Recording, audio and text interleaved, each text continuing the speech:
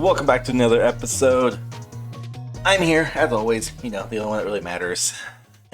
Sig. And we have, I don't even know what the fuck he's drinking over there. But we have Roggle, who just drinks basic white shit. I'm not drinking no White Claw tonight. I'm just drinking Bud Light tonight. Keeping it very basic, I guess. That's a very basic white beer, yeah. You're a white beer with your pink drink. Yeah, that screams white beer. The pink drink. Pink drink. Yeah, that screams white beer. Anyways. You don't anyways. Let's get into it. So, 2 episodes ago, we covered our predictions and speculations on WWE's premier live event with Royal Rumble, which took place January 28th. This episode is basically the follow-up and the fallout from Royal Rumble, Monday Night Raw that took place right after. So on January 30th is the Monday Night Raw we're talking about, and a lot to unpack. Not really, actually. There's like a few things to unpack, but really good overall. So let's just get into it. Let's dive into this mini boss of an episode.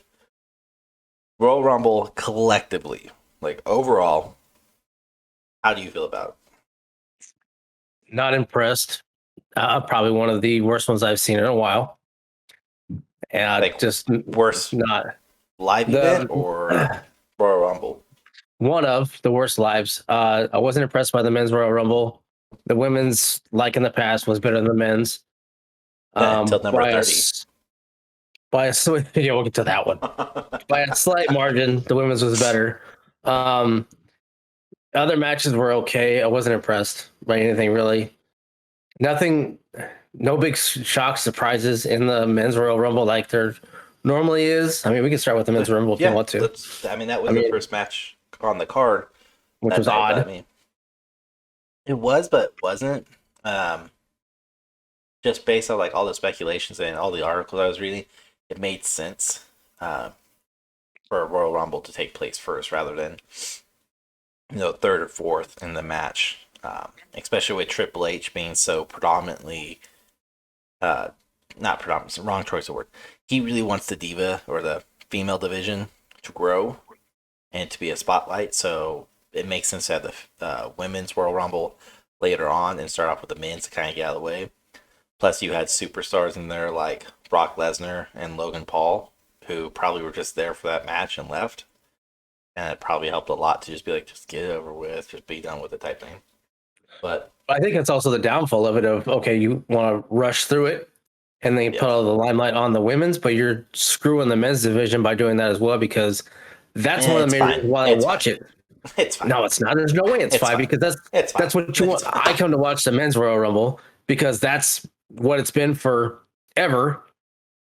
And I get pushing the women's division at that, but when you give a lackluster men's division Royal Rumble, it just kind of killed the entire card for me, because I was like, this is not. I didn't enjoy the rest of the pay-per-view after that. That's how I all their live events are, though. Is if the first match is a banger of a match, it sets the tone. Mm-hmm. If the first match is mediocre, maybe it gets better. Not likely. But if it's lackluster, the rest of the card's just not great.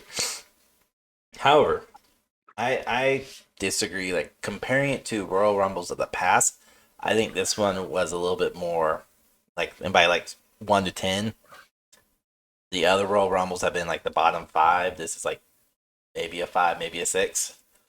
It wasn't fantastic, but the storytelling was amazing, which we'll get into with the other matches. The Royal Rumble men's, anyways, there wasn't really much of any stories or feuds being finished, feuds getting ready, and the most popular one I see is we're gonna have a Lesnar versus Gunther at some point, and rumor right now and speculation is that it will happen before WrestleMania, that Lesnar will face off against Gunther for the IC title, which makes no sense. But Then Lesnar will go on to face Bobby Lashley at WrestleMania. But again, to have him face for the IC title, I don't see them putting Gunther over Lesnar. Because then that means Gunther would be on par with the likes of Bobby Lashley, who has beaten Lesnar. And they're 1-1 right now, but it wouldn't make sense to do that. So the other side of the card would be you let Lesnar win, hold the IC title, which I believe he's never held in his career. So that would complete, his accomplishments, and would also make the most sense to bring bigger limelight to the IC title. Is at least let Gunther lose it to a megastar that is Brock, and then Brock and Lashley face off. But then you had one legend. I don't know if you saw that, but one legend came into the Royal Rumble. One. It was a half of a shell of himself. I mean, he definitely looked his age coming into it, Booker T. I mean, he came in, he was limping his way in there. He got in, did a few of his moves, whatnot. Spinneroonie as best as he could. I'll give it to him. I mean, the guy is 62-ish, something. I mean, the fact that he got in there, did his thing, and still say somewhat relevant what he did. I don't fault him for it. But no, okay, 57. You were close. But it was not. I don't know. It's like, yep, here's one throwback for you, and that's it. Yeah, but it wasn't a big enough pop, I don't think, for it. He did get a pop for sure, but not like that was the match though. No, I didn't think he would get a pop. He didn't get a pop last year when he came back, or 2 years ago when he came back. He comes back for the Rumble. Yeah. He never gets a big pop. But it was in Philly. Or was it Monday night? That was no, this was in Texas. Never mind. Wrong event. But this would have been a perfect time to literally bring in any fucking other legend.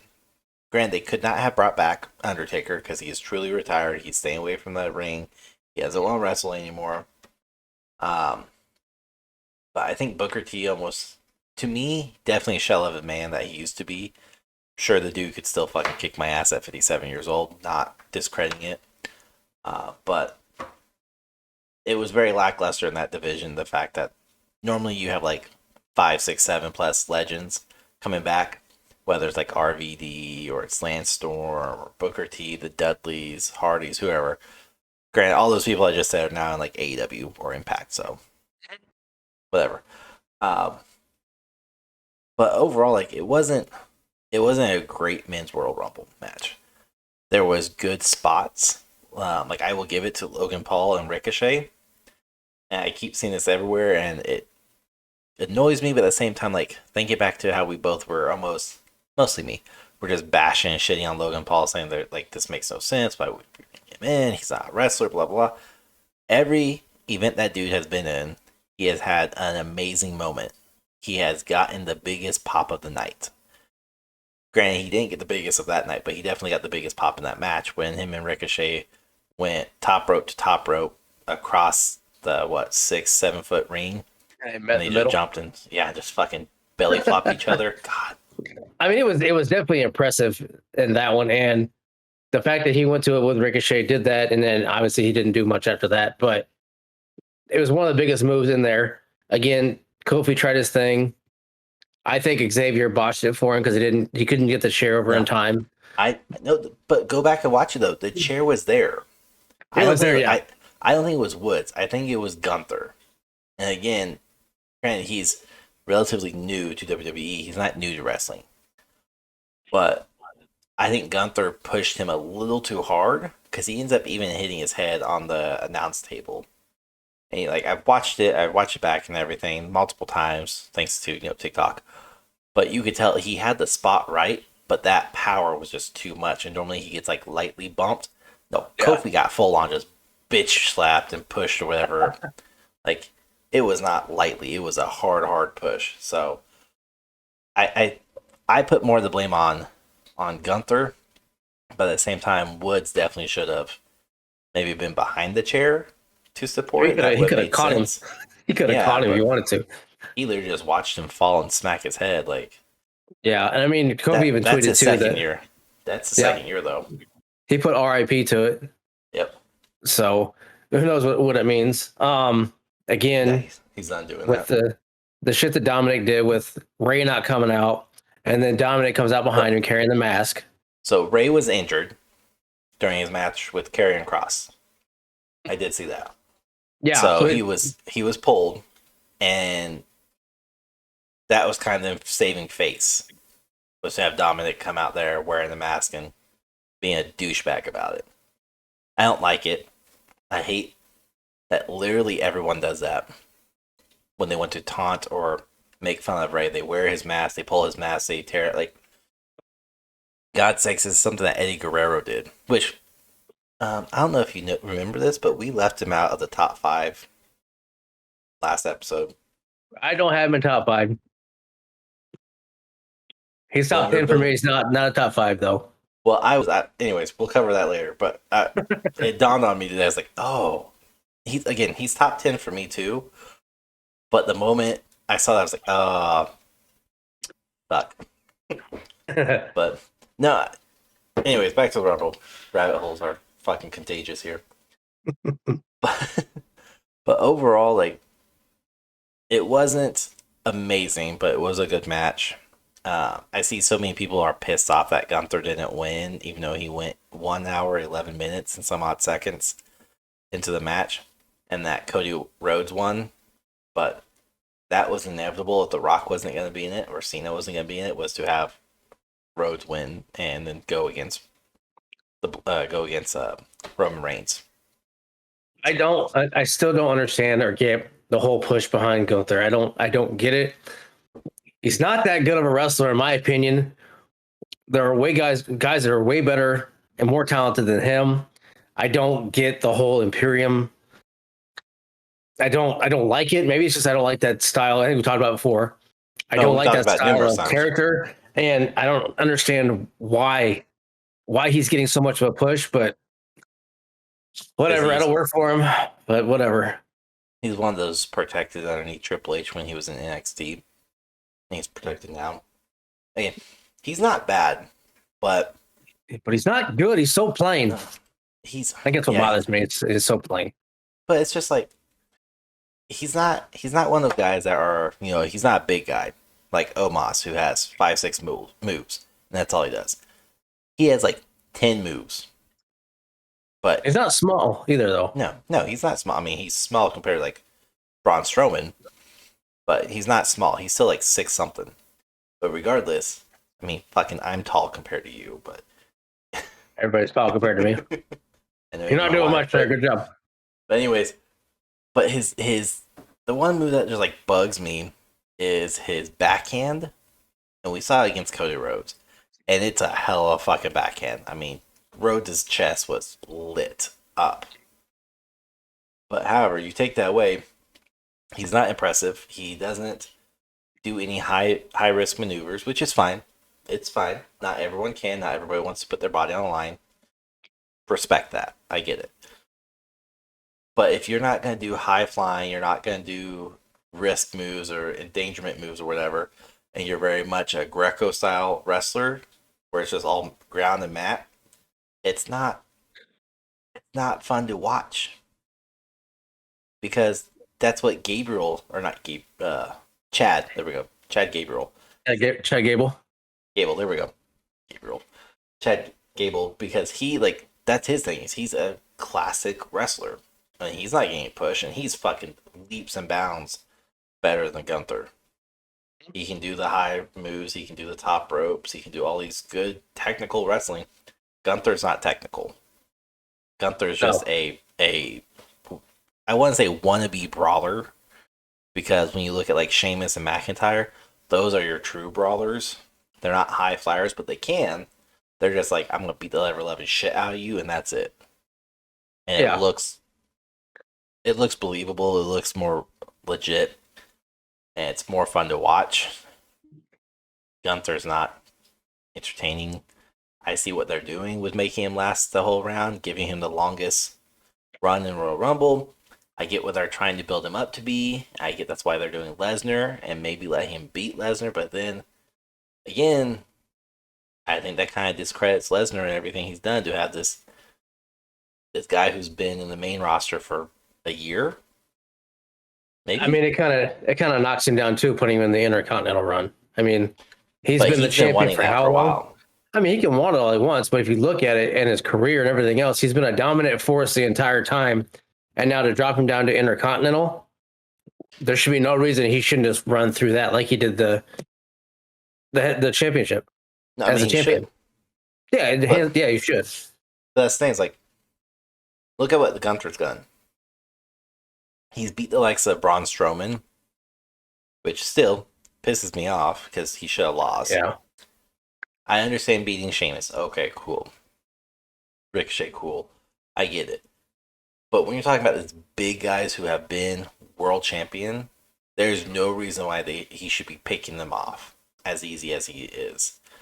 As clean as he is. And it's so frustrating. And I think that's where kind of Lesnar's going to be protected. Lesnar has been the world title. But I also see them giving him the title and kind of making it more relevant and letting Lesnar just hold on to it and be the title. Because if he has the IC title, Rhodes will win the Undisputed, which is what it looks like he's facing off for. It's not just one, it's both the titles. Undisputed, which will make it back on Raw primarily. And then Lesnar can be the showcase on Friday Night SmackDown and let Friday have the IC, the mid-tier, now bump up to the top-tier card like the US has been doing on Raw. And kind of give a break to Theory and be like, hey, chill out now, you're not pulling the weight of the show anymore, because that's really what Raw has going for them is the US title. But again, that's stagnant now because it's been Theory versus Lashley, Theory versus Rollins, Theory versus both of them, and Lashley versus Rollins. Like, it's stagnant, so it makes sense to let Cody win at WrestleMania, which we'll get more in at that pay-per-view episode, and let Lesnar win the IC and hold on to it for a little bit. But yeah, the men's Royal Rumble, not great again, but there were some decent moments. Mostly Logan Paul again just capturing the highlight reel, which, speaking of which, I wish that's how their entrances would go back to, because instead of this stagnant video or just like this very, very plain entrance video, go back to like the 90s and early 2000s where they had like basically it was a highlight reel of the superstars career, and you could go back and you could just watch their montage types, stuff like that. Yeah, when they entered in. So I enjoyed that more than just, I think KO has the best one right now, just where he's screaming into a cage and then it says KO, keep fighting, fight, KO, fight. So, but yeah, men's Royal Rumble, nothing to shake a stick at. Nope. Such an old fucking thing. Speaking of vanilla letdown, though, Bianca versus Alexa Bliss. I don't remember who you said you would have winning. I think you had. I don't think I actually had. I don't think I had a. I think between this one and also the Bray Wyatt, I don't think I had a winner.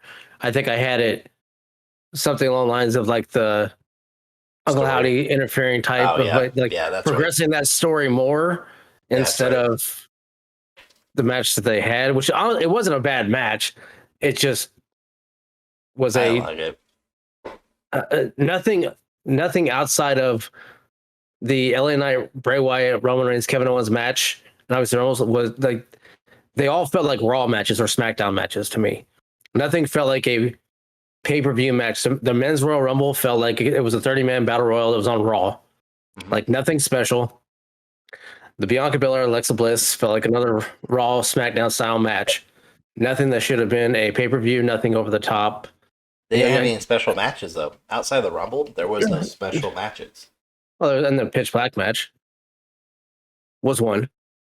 But, like, obviously it's a normal women's title match, but it just didn't seem like ones in the past where they've been better. And I guess I think I went in expecting more of Uncle Howdy and stuff to kind of start shedding light. I think I'm getting tired of waiting. Is maybe what it is. I'm anxious for it and I want it to start happening, but when it will, That's fucking fair. knows. Well, I mean, it could be a long, drawn out process. I mean, look, Already has been. Bray Wyatt had his first match. Yeah, and that was their whole plan. How long has he been back for? But was this what Survivor Series? They came back when they popped out in the crowd. Was it Survivor? I think so. I think. So you're looking at over 6 months. Survivor is November. Oh no, okay. It wasn't SummerSlam then. It was one of two. It had to be the Survivor SummerSlam. But the whole build up for that, and now it just seems like it's October 14th. There's been, okay. So there's been rules. No. Is that what it was? I don't know. Yeah, Extreme Rules. Yeah. But since then, they've had so much story build up, and then the past few weeks, there's been like little spots here and there. Yeah. Like they blew it all at the beginning, and now they're just kind of slowly putting it out. And then the Uncle Howdy shit that happened, but like Alexa Bliss, I was wanting more from that one. Yeah. But yeah, well, I really don't know how deep to get into that match without even. But I mean, like, look at Bianca's last 4 pay-per-view events or Premier Live events, whatever you want to call them. They've all been stipulation matches, special matches, cage match, Extreme Rules, tables, Hell in a Cell. Like she did special matches, and for this to just be a one and done or plain Jane style match didn't sit right with me, especially with Alexa being on the darker side right now. To have Uncle Howdy be able to interfere, or anybody to interfere or make an appearance, it was a big letdown. I did not enjoy it. I thought they both wrestled really well.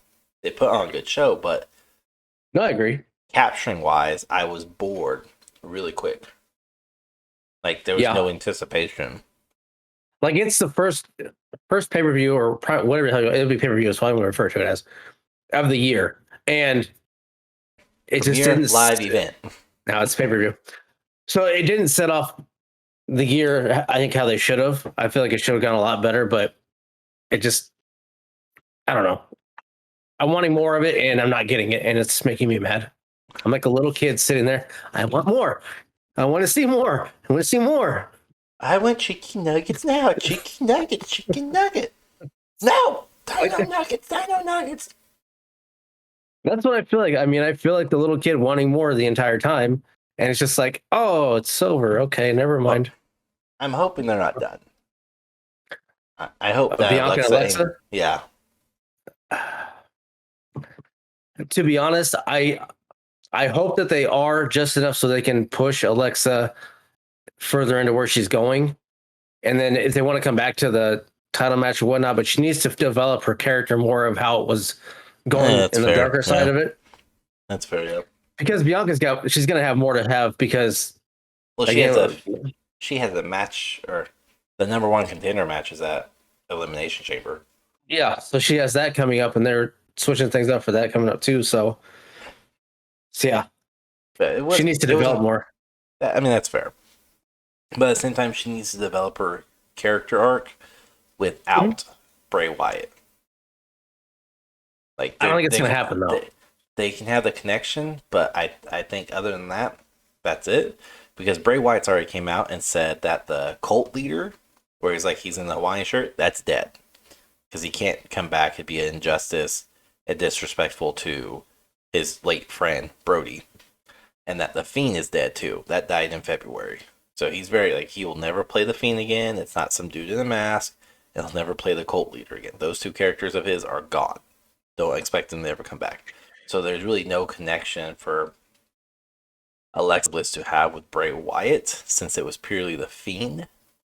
But we'll see. Again, there can be a connection. But I think tying those 2 characters together, their stories, and say basically whatever happens here happens over there, and they play with each other and they intertwine, that just gets really muddled really quick unless they go for a full stable and they bring the Wyatt Six in, or they bring multiple people in.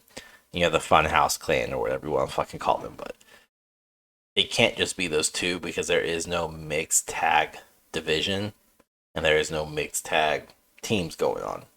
So to have a male female stable or clan stable faction, there we go. That's the fucking word I'm looking for. I'll get there eventually. Makes no sense. So, but speaking of Bray Wyatt, his match with LA Knight in the pitch black match, I enjoyed.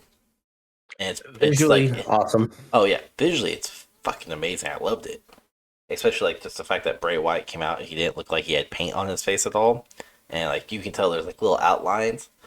But I was like, oh okay, whatever. Cool. And the moment it went to that black light, neon glow, my inner child quickly came out. I was like, yes! Shiny, bright, yay! I loved it. That did not turn out the way I thought it would be, though. I definitely thought LA Knight would somehow win, and that Uncle Howdy would be against Bray Wyatt. But we saw Bray Wyatt get a clean win over LA Knight. Uncle Howdy drop an elbow on something. It wasn't LA Knight. He missed. Watched it. Like, watched the playback. Basically, LA Knight would be right here. Would be where my microphone's at. And Uncle Howdy hit way up here. Yeah. Like, I watched it, but he missed. That ruined everything for me in that match. He went for the elbow drop. He went for the elbow drop, and then you see him slowly rotate out to go on his back. Like, oh, he's not hitting anything. But at the beginning, when Bray Wyatt entered, you see the funhouse. You see the funhouse as they're sitting in the entryway as he's walking out. You see him. Yeah. So seeing them again, and then obviously Howdy showing up at the end, and I believe we saw two different styles of Wyatt with the paint, and then at the end he had another mask. Yes. It looked like that he had thrown on, which I didn't even know it shit came out of nowhere. I didn't see him put anything on, but he pulled it from his chest. Okay, I couldn't tell where. It. Oh, okay.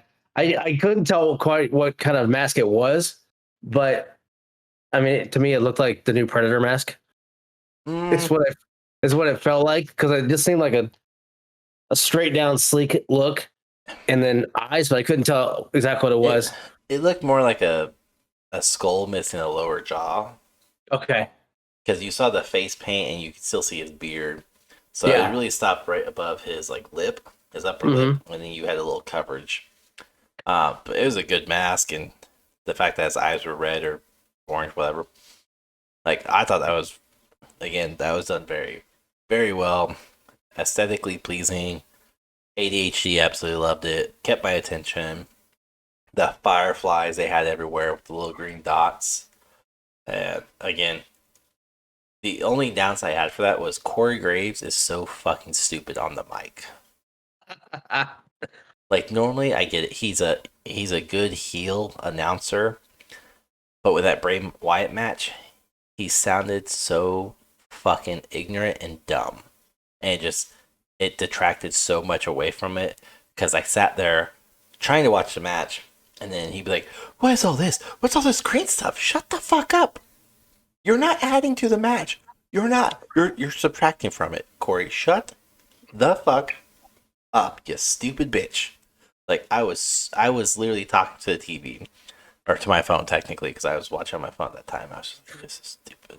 And again, one thing we forgot to at the very beginning, Pat McAfee coming back as well. Oh, yeah. Seeing Pat come back, and I was hoping he was going to be in the Rumble, and I'm like, okay, you're coming out of here. Well, that was the speculation. I was hoping he was going to be in the Rumble. I was hoping him and Logan would have a spot. That's what I was hoping to see, too. So, but again, Pat coming back definitely helped with countering Corey Graves, because, yes, Corey is annoying. Pat countered, but he also into helped. It. Yes, he feeds into Corey also, but his delivery is way better than Corey. I mean, Pat's been doing commentary for quite a while, and Corey has too. But Pat has honed in a lot faster. No, Pat is energetic and he's contagious. Corey is like there's no development of tone change and no change of anything. The way he talks is literally his announcer voice, and it's very stagnant and plain.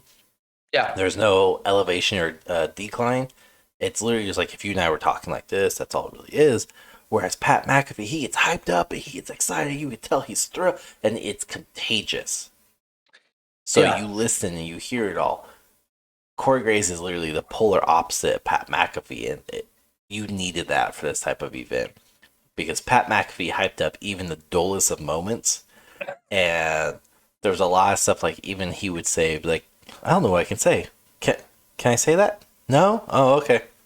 Man, he got kicked in the. Can I say ball? No? Okay. The lower extremities. All right, cool.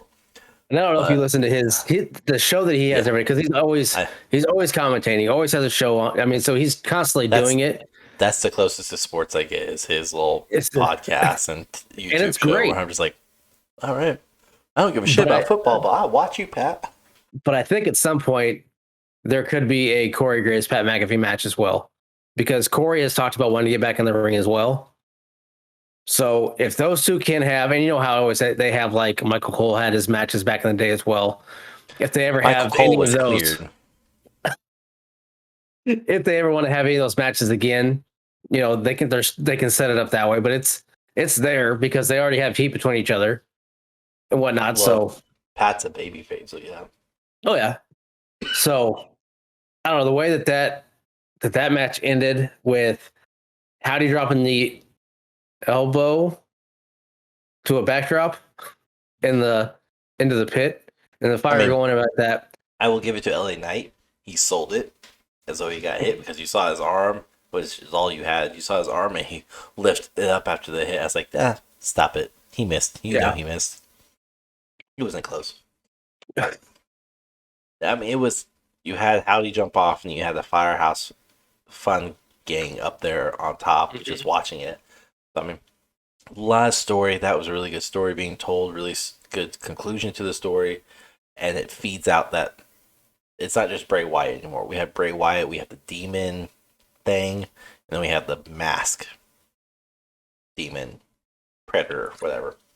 So, again, while Rumble may have not been an amazing pay-per-view, it had some really good storytelling going on.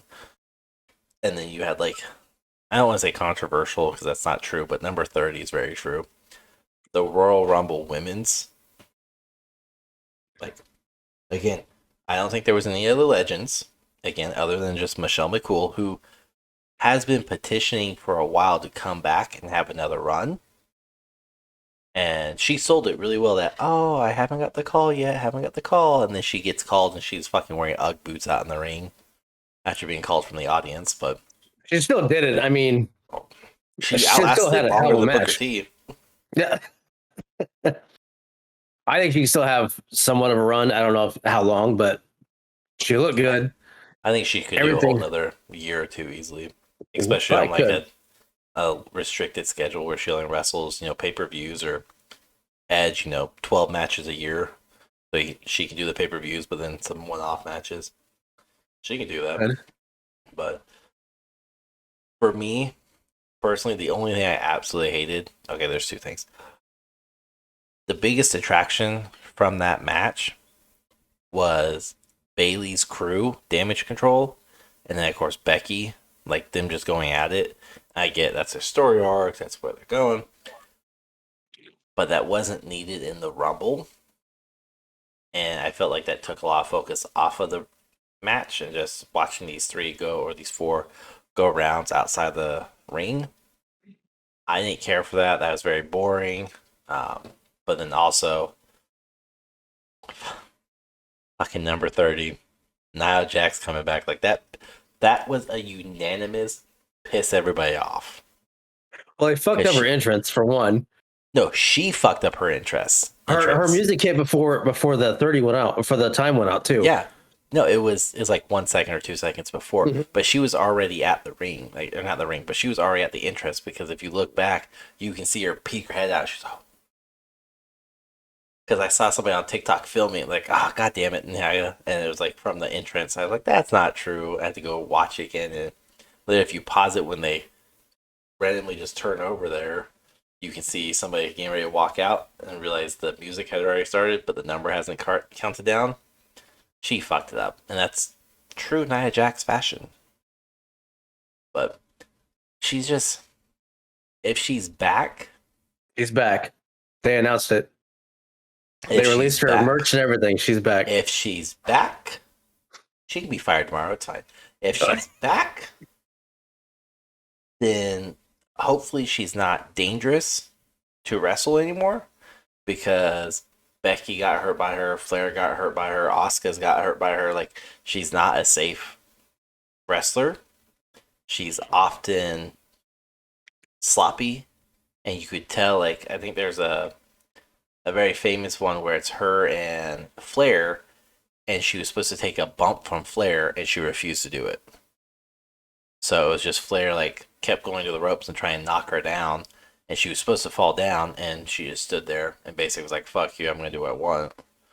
And it ended up being like a legit fight, and even Flair's commented on it. It's like, yep, I gave her dues. Like, it's a common thing is people have an issue with her because she's not a protective wrestler like Orton or Flair. I hate Flair, but Flair, Asuka, and all them, where they look out for their competitors, she's just, I'm gonna do what I want.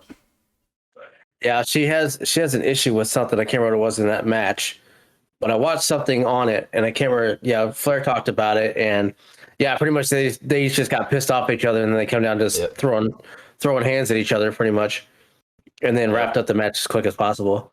Yep. So I mean, go ahead. No, I was just gonna say Flair's not the only one though, because you can see it with Asuka, you can see it with Bayley and Becky and Sasha, and really all the women's division have an issue with her when they wrestle, anyways. Yeah, and to go back to the whole Bayley and Damage Control and Becky, that they were trying. I think they're trying to still make up from last week when their cage match got scrapped, and like they totally got screwed over in that one. Yep. And so I mean, because they had the whole cage match set up, and they scrapped it right before the match started.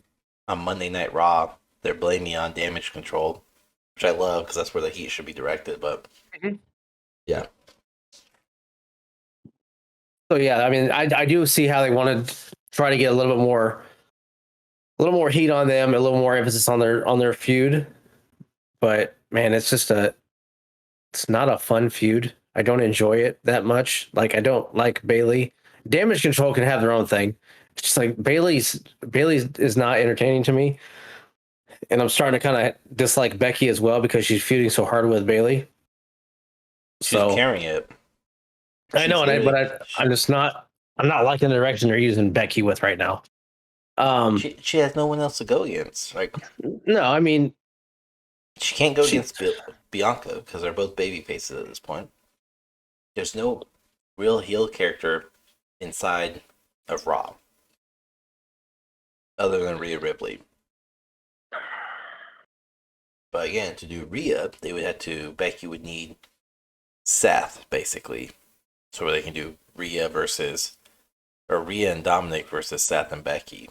But that's not happening because, like, oh, we forgot about that. In the Men's Royal Rumble, Edge, of course, came back, feuded with Judgment Day, and chased Finn Balor all the way up. Like, that was funny. And then Rhea gets speared by Beth, so we know there's a feud coming there, but I mean it's already there. Well, I mean they've been feuding for a while. Not Beth and Rhea though. Since the last pay-per-view they have been. They had their off and on stuff behind the scenes and whatnot, and I mean real feud, not this. Not on screen a whole lot. Innuendo or suggested type feud. Like real on screen, like the closest we're getting is Beth comes back and just beats the holy shit out of Rhea.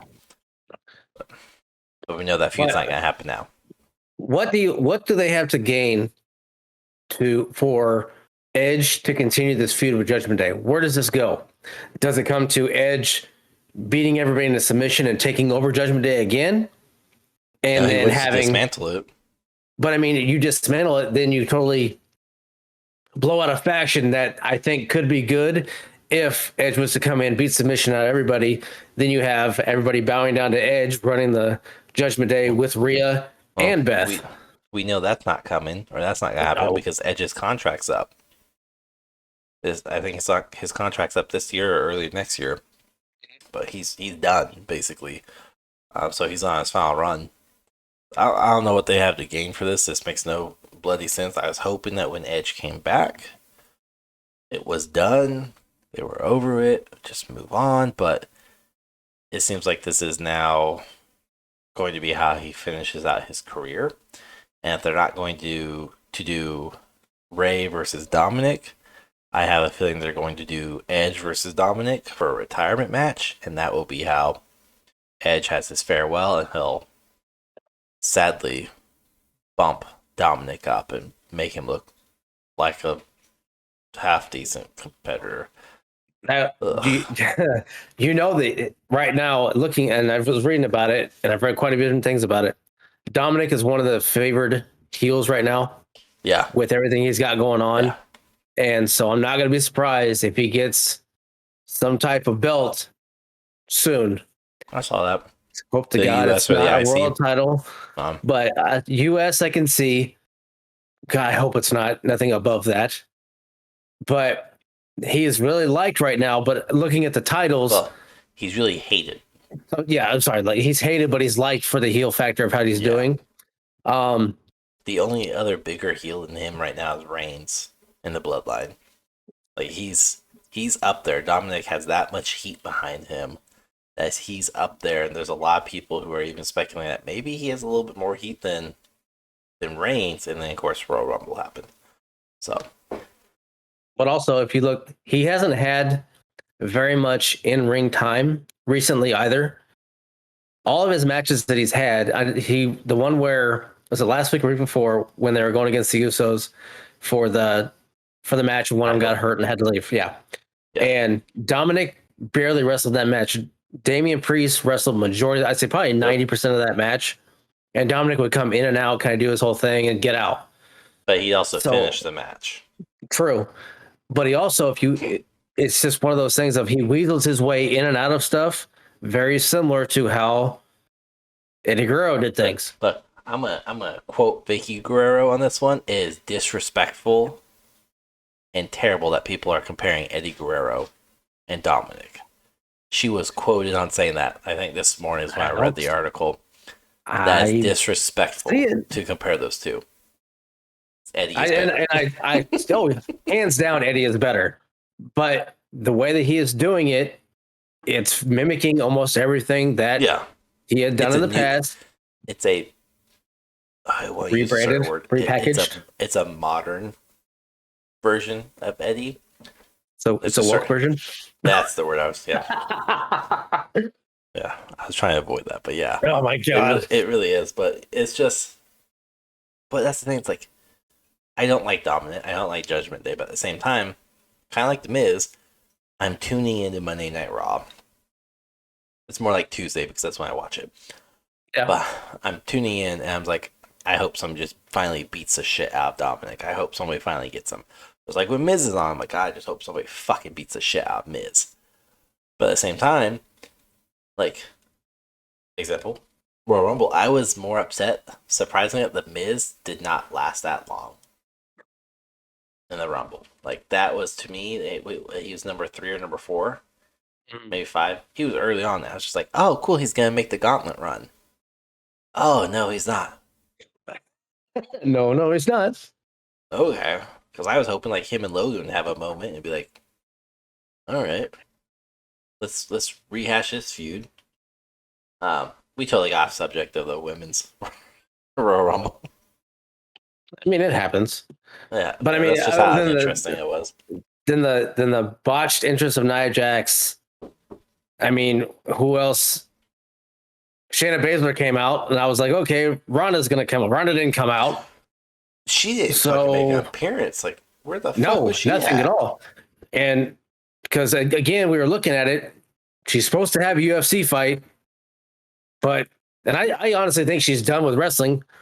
But everybody's like, no, they're gonna do a tag team run. I'm like, it makes no fucking sense. But her contract's not up yet either. Yeah. But the whole thing with when you bring in Squareface Shayna Baszler to do everything, I have a hard time with her because like she's not good on her own. She's not good. Even tag team, she's not good. Watching her in the Rumble, she's not good.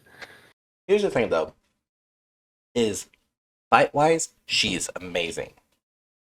For an actual fighter, she's amazing. Here's the problem, though, is bringing a UFC or MMA fighter and saying, hey, you're going to come into this scripted studio or this scripted business where the finishes are all signed out and everything. There's still real bumps. You're going to have to be beaten.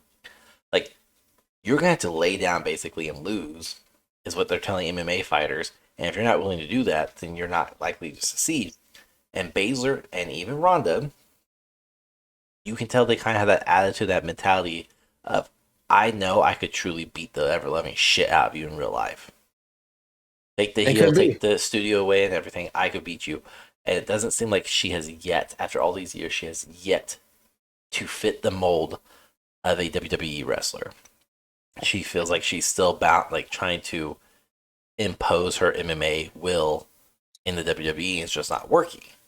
And I personally don't feel like it's working for her, and that's why she's not getting the push. That's why she's not good. She doesn't come off great because she has such an MMA style backing that you're just like, fuck you.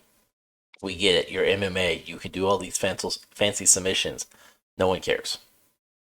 Again, kind of like Gunther, you have a stack of moves, and that's it. You don't do anything high flying. You don't do anything risque. You don't do anything interesting, moment capture, highlight reel worthy. It's, I'm going to just break your limbs. I'm going to make you tap. Cool. Could be. Doesn't work. It doesn't work. Even her in-ring attire still matches an MMA fighter. Yeah. But I mean, it works for some. I mean, look at Riddle. Riddle is a UFC fighter. He's completely changed everything that he's about. I mean, his whole surfer boy, stoner, everything like that, flip-flops and everything else. Wrestles barefoot, which I love. I'm not a huge Riddle fan, but what he's done works. Everything. He's not bad on the mic, but what he's done has worked. And he's not great. He's not bad either, though. Baszler, he's gotten better since he's been partnered with Randy. I will say that. Oh yeah. At the beginning, he was terrible, and now that he's had that tutorship from Randy, yes, he's gotten better.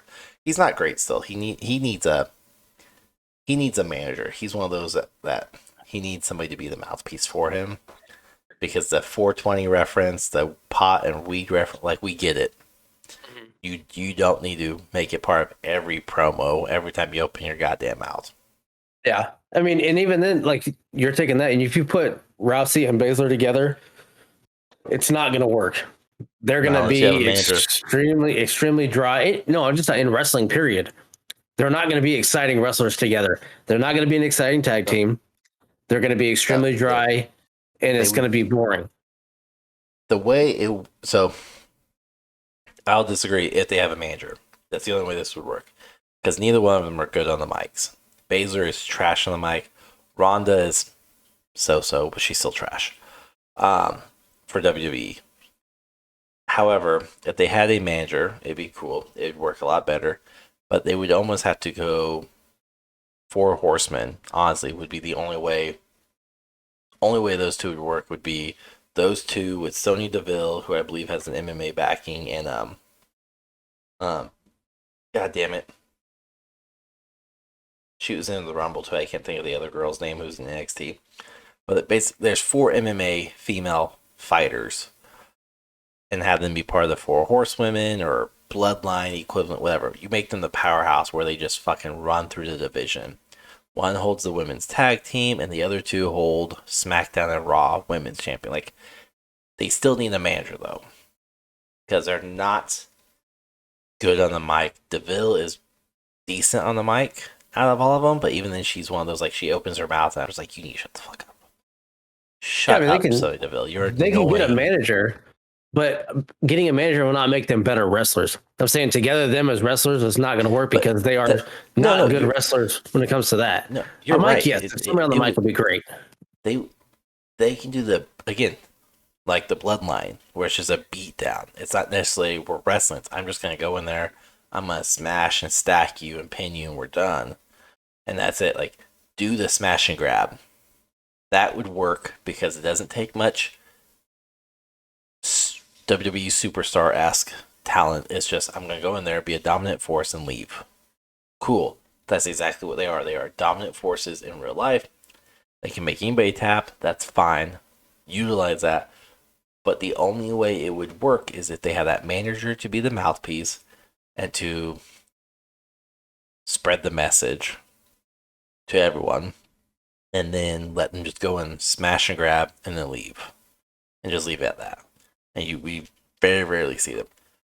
But yeah, Baszler still, again, she's one of them too. She was deemed unsafe partner to wrestle with for so many years, even with Nia. Ronda Rousey, she's okay. For how little time she has spent, she's okay. The problem though is for me to say that, I had to completely and utterly ignore Bad Bunny and Logan Paul. The fact that Bad Bunny came in and looked like a half-decent wrestler. I was like, oh, all right. Logan Paul comes in and is a fucking natural. And you have Ronda Rousey, you're like, don't you do MMA? You know this is just like scripted. You just have to do it. Okay. I'm baffled, but okay. Yeah. So I mean, outside of that, within the women's rumble was all right. I mean, there's no more Dewdrop. She's now what, Piper something or other. Dewdrop is gone. So now Dewdrop is gone. Piper Nevins was her NXT ring name, and I love Pat McAfee and Corey for this though. All the Dewdrop references, amazing. But Vince was the one that's like, oh, nobody would relate with Piper Nevins. We're gonna change you to Dewdrop, and that just destroyed her character because Piper Nevins was a dominant beast inside NXT. And then when she came up as Dewdrop is very sweet, innocent name, and she's not that. No, not at all. So she's not. I mean, for her to come back and try to go back to that run, cool. Hopefully it works for her. Triple H is in charge. It'll work. Yeah, we'll see. I mean, I hope the puns keep coming though. Oh, they will. Especially if it's those two doing it. Yeah, you'll see more of them. You will. They were funny. So I mean, okay. What else is there really to say about the Women's Rumble outside of new names and people that didn't show up? Those two and Michelle?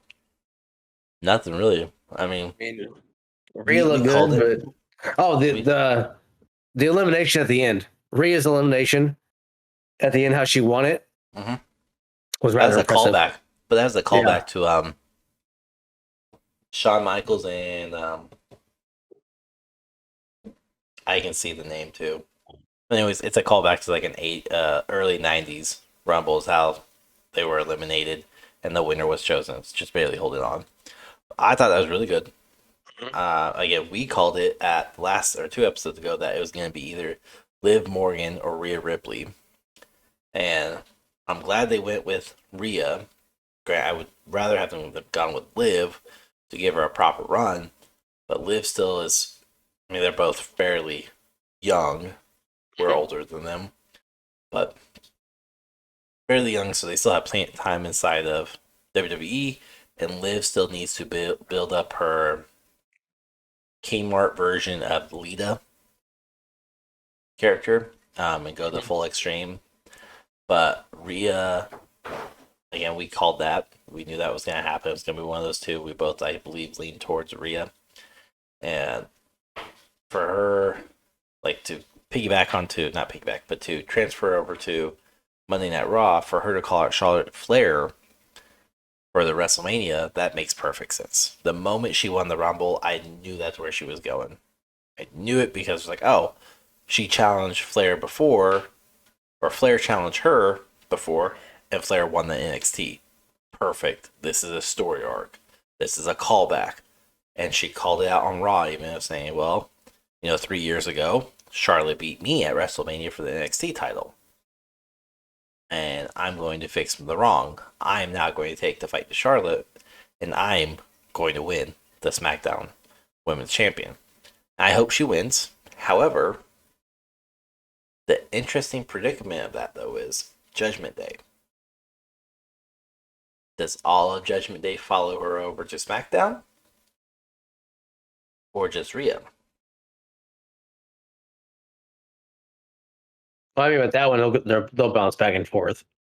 Well, just like the Usos and everybody else. I know they have both titles, but the rumor running around the mill right now is this is going to be the year, thanks to Triple H, that they're going to split the brands, like truly split the brands up. If you're SmackDown, you're SmackDown. If you're Raw, you're Raw. We're not sending people over anymore. And that's why they're trying to split the belts off of Roman, why they're trying to split the tag titles up, and why they're doing it this way. Even though, again, piggyback off of 2 episodes ago, episode 7 or 8, unify the tag titles, because there's not enough factions or tag teams in the WWE to justify dual tag titles.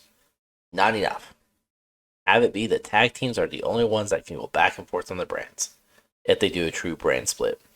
Like legit early 2000s, 90s brand split of your SmackDown, stay the fuck on SmackDown. But we'll see. Because there hasn't been too much talk of that. It's just been purely speculation.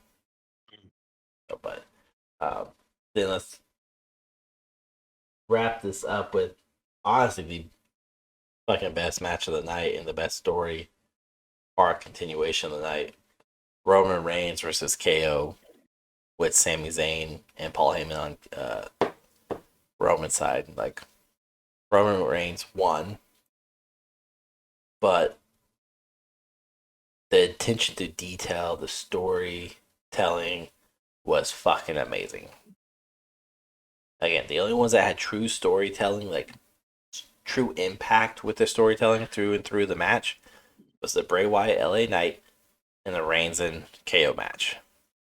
And then the fact that you could see Sami Zayn was internally struggling the entire match. And it was so beautifully done. Sammy does a great job of telling a story just by his looks, the way that he acts. Outside of his physique, the guy is a total package. I mean, he doesn't have the storybook heavyweight champion physique like a lot have had in the past. Yeah. The cookie. But not take away from his abilities at all. The guy can wrestle hands down. But the way that he does stuff, the way that his facial expressions, his mic skills, the way that he brings in new things without anybody even knowing, it seems like, and breaks their character, which almost in turn crumbled the bloodline in its own just by him breaking their characters while cutting promos. He just shows how good he is. Yes. But keeping it real to the story at the same time. No, I know. But yeah, I see that so much. It's like, oh, well, he broke the character. It ruined the bloodline. He humanized the bloodline, and he made them very relatable. Because of that, look, they're not just hard asses. They get the humor of it, too. So, that was elegantly done. Yeah. He's, other than the physique, like you said, he is set. He needs the world title. He deserves at this point the fucking shit he's gone through. He deserves to be in the world title picture, to be a top tier superstar, and he's, unlike so many others, he's actually a hell of a wrestler, and he has a repertoire to back it up too. But his body language, he doesn't have to say shit. Like you said, his body language tells the whole story, tells everything, and it just works so wonderfully well that you forget that it's it's scripted. Like when so many people talk about it takes you away from reality, immerses you into this fictional realm. Sami Zayn probably does the best at that. At you just getting sucked into this world, and you're like, "Oh, this is real. This is real." Even though you're like, "Oh, it's not real, but it's real." For this 30 seconds of my life, it's real. And the best part for me, other than finally just Shades of the Shield, I love the throwback call. Loved it. The fact that he smacked Reigns with the chair after the match. Like, loved it. I thought the beat down on KO was a bit excessive. I get what they were trying to go, but like, there was literally many times where I was like, all right, damn, move on with it. It's like, it was too much. There were shades of AEW with the Young Bucks, the Usos doing the party kicks, where it's just super kick after super kick after super kick. Cool. I liked it all, and I liked the whole fact that it did go on for a while, but I enjoyed it in the manner of watching Sammy the entire time.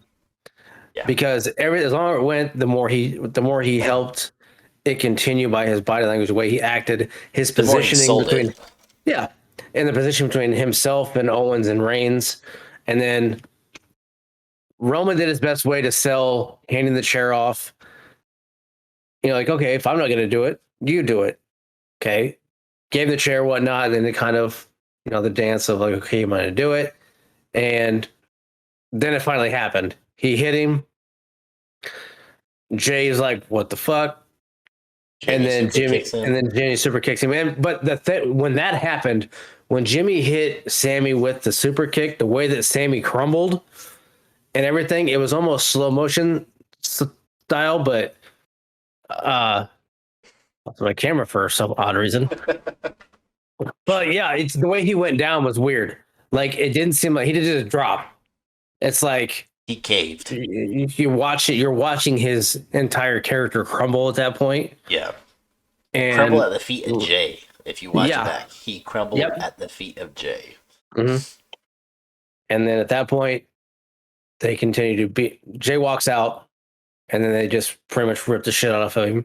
And Reigns does some weird shit that probably didn't really need to happen of him crumbling the whole layer, whatnot, around him.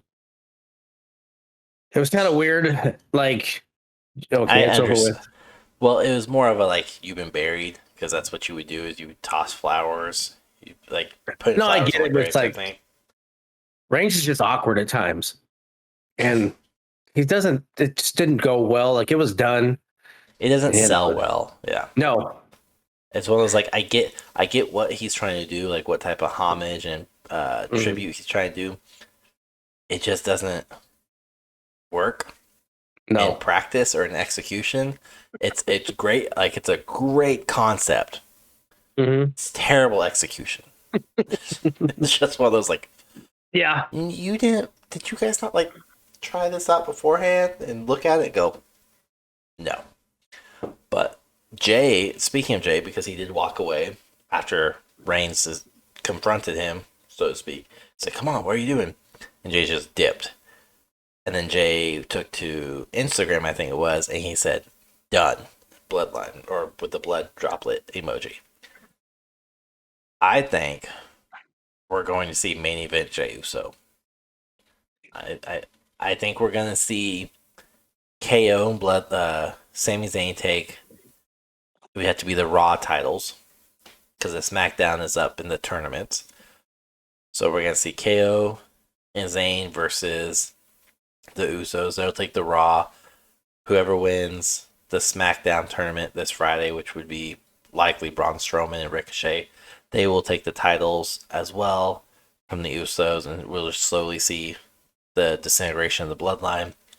And then Jay is going to somehow get involved in WrestleMania, whether it's a, quote, prove your worth or prove your trust, and he'll betray Roman Reigns at the event of the year, the Showcase of the Immortals, which would, again, be perfect, and have him just kind of come back after a few weeks right before Elimination Chamber, be like, "You're right. I'm sorry.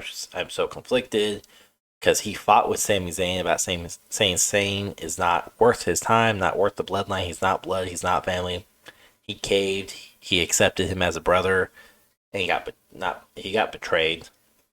And have him come back and then kind of plot his revenge against Roman Reigns over the next month and a half, and have him ensure that Cody Rhodes wins the undisputed titles.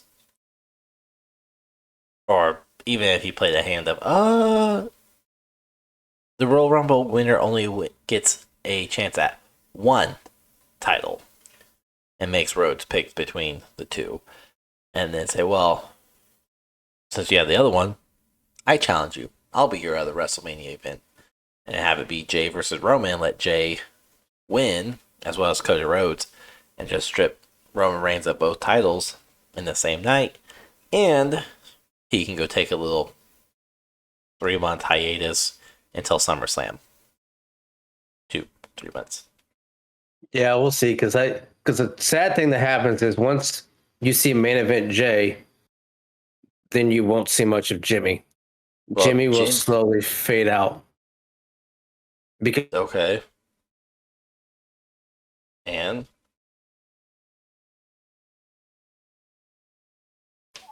so with Jimmy fading out at that point, if Jay starts to move up into the main event Jay, I see Jimmy, like I said, fading out because of over time, big time tag teams. One goes high and the other one slowly fades out. Look at the Rockers with Jannetty. I mean, there's only a couple throughout time that have been successful. I mean, you can look at Edge and Christian when they were in the Brood, and that's hard to see them as a tag team, but they were very successful as a tag team. No, I mean they were, but to say, I'm not discrediting Christian, because Christian is probably the biggest underdog of all of them, and the not represented. I can't even think of the word I'm trying to think of, but uncredited. Christian's a hell of a fucking wrestler. Oh yeah, but Edge definitely had a hell of a lot more success in the single runs than Christian did. Same thing, yeah. And same with, like, you look at the Shield, Moxley / Ambrose has an amazing run in singles. Seth Rollins, decent run technically, but as even history shows and even Rollins says numerous times, he was just kind of keeping the spot warm until Reigns came back. And Reigns has had a dominant run with this last run, or his current run, sorry. But before then, he was not worthy of the run, and Rollins kind of put in second fiddle. I didn't really consider the Shield in that one. I was thinking just more of like your legit tag teams of like Rockers, the Hardy Boys. Won the tags. They did win tags, but Hardy Boys, neither one of them had successful independent run. Individual run. I mean, they didn't. They weren't like big names. I was like, I'm sorry, like Jeff won it. They've done. Yes. But when you think Jeff Hardy and Matt Hardy, you never think of individual runs. You think of Team Extreme. You think of the ladder matches, the table matches, the TLCs. You don't think, oh yeah, you remember when Jeff Hardy was world champion? Oh, and then he lost it. It wasn't a major run. And then it was somewhat more like of less when they split, one fades out completely. Shawn Michaels, Jannetty, you never really saw again. Yeah. I mean, the British Bulldogs, granted, the other one died. But that's kind of, even like with the Hardys, though, is you never saw both of them. It's either Matt Hardy was on a run, Jeff faded off. Sorry, Jeff did drugs or alcohol. Jeff was on a high, like... Literal? Yeah. Metaphorically speaking, he was doing really well in WWE. Matt Hardy was gone. Matt came back, Matt was on a run, Jeff was gone. Like, they never... Yeah, well, they had a run between each other. Yeah, and they had the run in Impact also, where one was in WWE, one was in Impact, and then they'd come back and they had the whole Brother Neo and all that stuff run.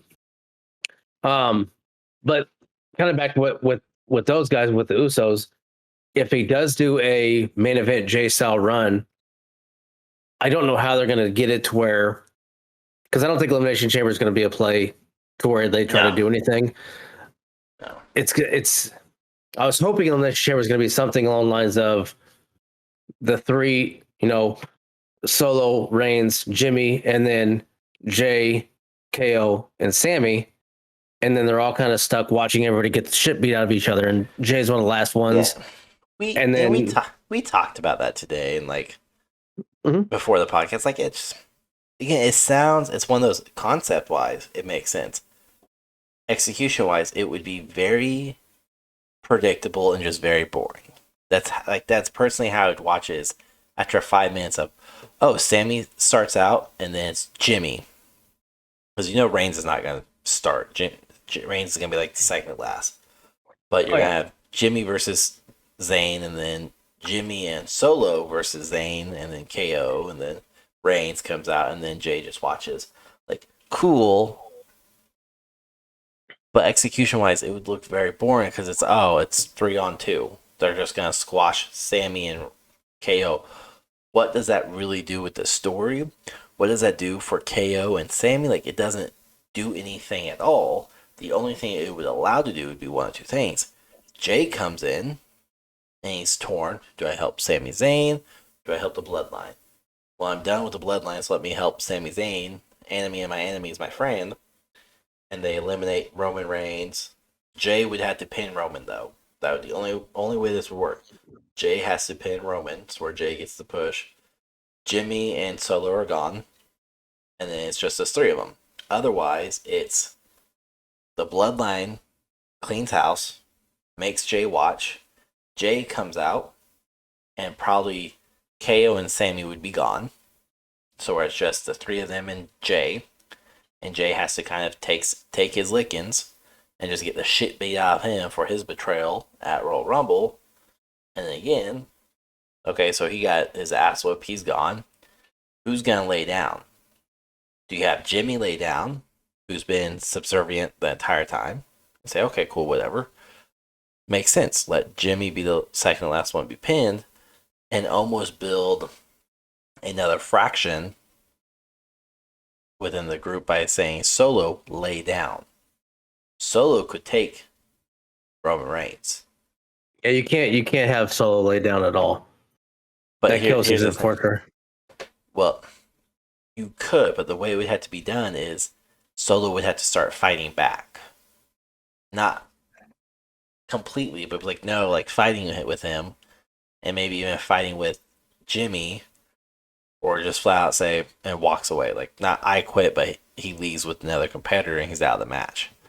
But Solo would make the only sense to lay down to Roman Reigns is to build that deeper crack inside the Bloodline is eventually just breaking, because Solo again is the enforcer, Solo is a wrecker, Solo is the one that does all the dirty work, and for him to be pinned by Roman Reigns, he's never acknowledged Roman Reigns.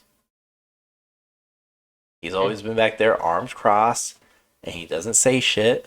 He's never acknowledged. He's been on the side of Sammy. He's been on the side of Roman, so he's also kind of divided. So if they were to do that type of elimination chamber, that would be the only way, in my mind, it would make sense without it being just super, completely, utterly boring as fuck. And seeing KO and Sammy just get their ass whooped left and right. Yeah, I'm trying to figure out how they're going to go, how they're going to move forward with it. Will be, I'm sure it's going to look really cool, because the fact of how they've done it so far has been great. Yeah, I don't think they need an elimination chamber though to do any of that. No, and they probably don't. I just don't know what they're going to do.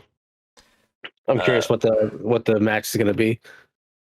I mean, I think we already know at elimination it's going to be Sami Zayn versus Roman.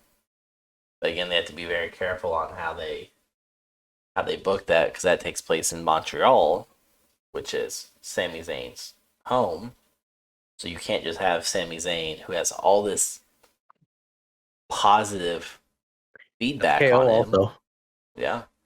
You can't have it where these two have all the love and support from the fans and just be like, oh, squashed by Reigns.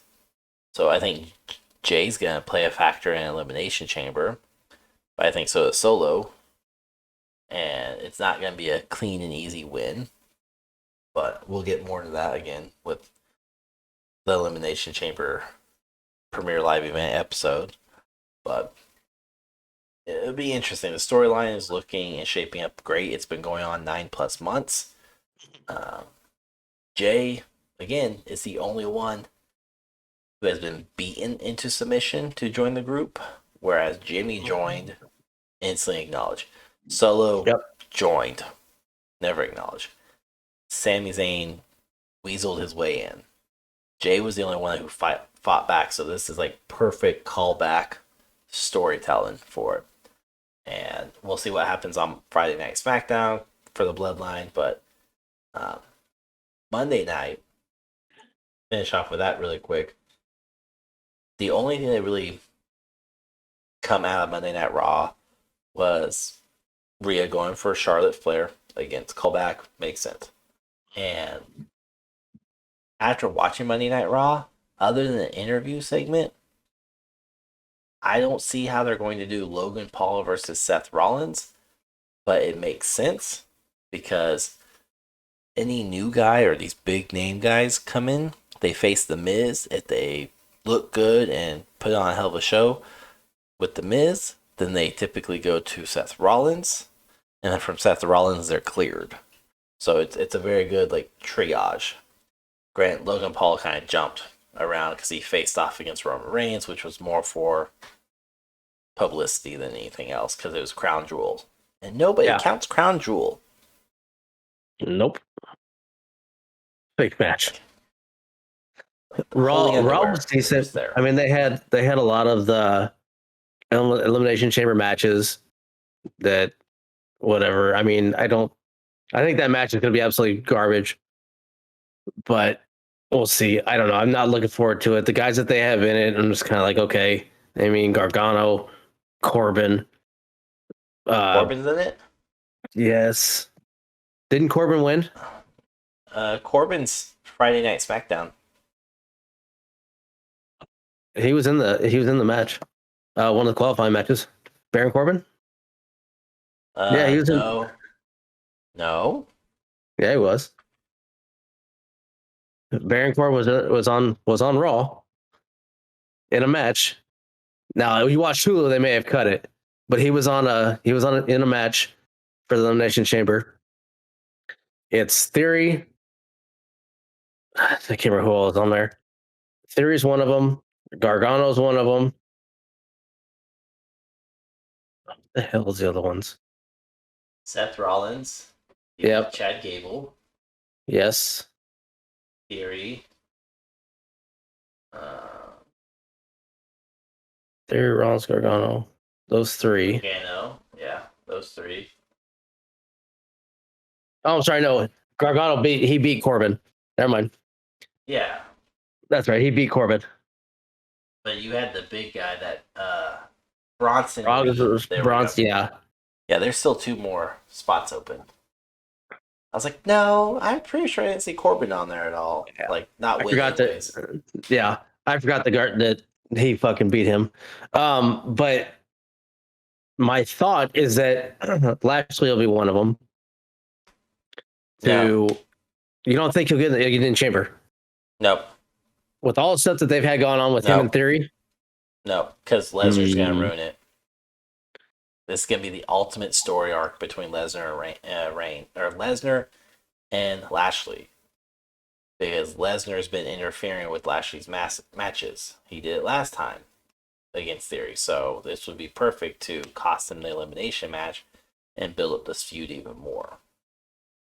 So whoever Lashley faces will be in the match. I'll put money on it.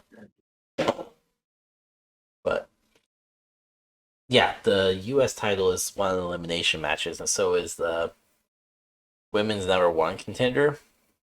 And you can, maybe it's just me, but it already kind of feels like this is a minimum effort Premier Live event, because again, we already know this event is going away after this year. There will not be another Elimination Chambers pay-per-view or Premier Live event. It will just be a match set in place with another pay-per-view. Same with Hell in a Cell and Money in the Bank. I think there's a fourth one. Isn't TLC another one? Maybe. They shit can that one too. I feel like it's that or Extreme Rules. I think it's Extreme. We looked at it last time. I think we did the same exact conversation. Yeah, probably. Happens every month. But basically 4 of the special matches that are headliner names for pay-per-views and Premier Live events are gone. As they should be. But whatever happens in February will be a clear tell of how this storybook lays out. But there's no title matches on the line. I mean, as of 3 days ago. As of yet. Yeah. Other than U.S. title, which again doesn't make sense. But yeah, we'll see what unfolds on SmackDown and see if they have a chamber match. Because it feels weird that it's only Raw right now that has chamber matches. The U.S. title and the women's number 1 contender for Raw. It's crazy that's in 2 weeks already. It's in 2 weeks? February 18th. I thought it was the 25th. No, it's the 18th. And it's I mean, February being a short month, you go 2 weeks or 3 weeks, but it's in 2 weeks. Wow. It's right after Valentine's Day. Okay. Yeah. Damn. So it's going to come up quick, and then they have what, 2 months after that until nothing? April 1st, yeah. 2.5 months. Yeah. Or month and a half. I'm guessing they're going to start building up a lot more story, building into that. Yeah. Well, I mean, you're already seeing on Monday Night Raw, we saw Cody Rhodes take on Finn Balor, but they had altercations with Cody/Edge and Judgment Day, so something's there. I'm sure that's going to be on Elimination. Pay-per-view is Judgment Day, 2 of those people versus Cody Rhodes and Edge. Why? Like, what's the point of that one? Again, I don't know the point of it. They already started it on Monday. No, yeah, I understand that, but like, what's the peak of that one? Like, what's the point of that? Just to have Cody in more matches and Edge to be relevant now? Like, what's the point? Like, where's it going? I don't see the whole purpose of it. So we'll see. I don't know. It's like all the hair you hide on your head. I don't know. It's there. It's under there. It's under the cap. I seen Facebook. No, it's not. Hey. We can go with the flying V that you have parting in your hair now if you want to. It's not a V. It's a U. How about on the side? Oh, the crow. Uh-huh. Your widow is peaked. There, yeah, widow's peak. Yeah. It's gnarly. But no, I mean, it'll be interesting to see. I'm sure we'll have a fucking episode on predictions. We may not. Who knows? It's only 2 weeks away. We'll put one in. We'll see. Maybe. I'll be gone. We'll see. Yeah. I mean, that's really it. Pay-per-view was kind of it's not a letdown because there was really good moments, but it wasn't like it's a shitty way to start off the year. It is, yeah. They better get better.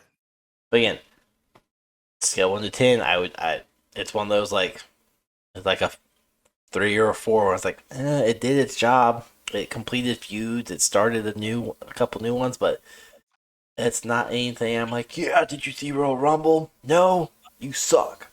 I'm like, oh, you didn't see that? You didn't miss anything. Reigns won. Fucking Nia Jax is somehow back. Who knows why? Logan Paul has a good moment. And Bray Wyatt looks dope in paint. So, did I miss anything? Nope. Good. I mean, and it was the 30th Royal Rumble and nothing. That was the 30th one. 30-man Battle Royal, 30th Royal Rumble, nothing. Not even a mention of it. Even though if you listen to the commentators, it was 35th. Oh, they don't know what they're talking about. I said this is the 35th Royal Rumble. This is the 30th Royal Rumble pay-per-view. Rewatch it. Michael Cole says it like a dozen times. Welcome to the 30th Royal Rumble. And then reference this is the 35th Royal Rumble match. Because my head went, wait, what? How many Andre the Giant ones have there been? Have there been 5 of those? I don't know, maybe.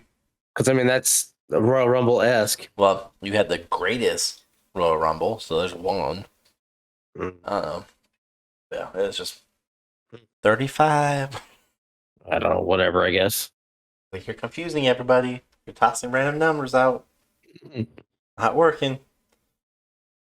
Anyways, that's the end of it. You'll catch us on the next episode. I don't know how to fucking wrap that one up. Wrap this shit up. Let's go, bitches. That's it. Hey, no more. No. All right, whatever. We will have another episode featuring the Elimination Chamber. Probably won't do a whole wrestling week like we did this last time. Maybe we will. There's a lot we can do with it. But who knows? But stay tuned. And as always, check us out on social media. Check us out on YouTube specifically because that is where the video editions are.